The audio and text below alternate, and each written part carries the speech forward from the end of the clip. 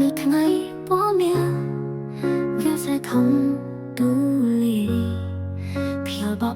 បក៏តាមដងផ្លូវទឹកមកក្មេងញញឹម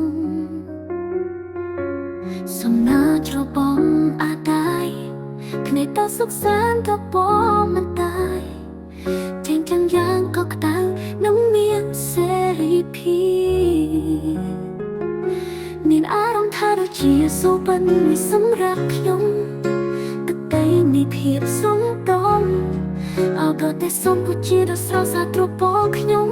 តែដីនៃភាពសុខដុមអោប្រតែសុំពុជាដ៏ស្រស់ស្អាតត្រពោខ្ញុំ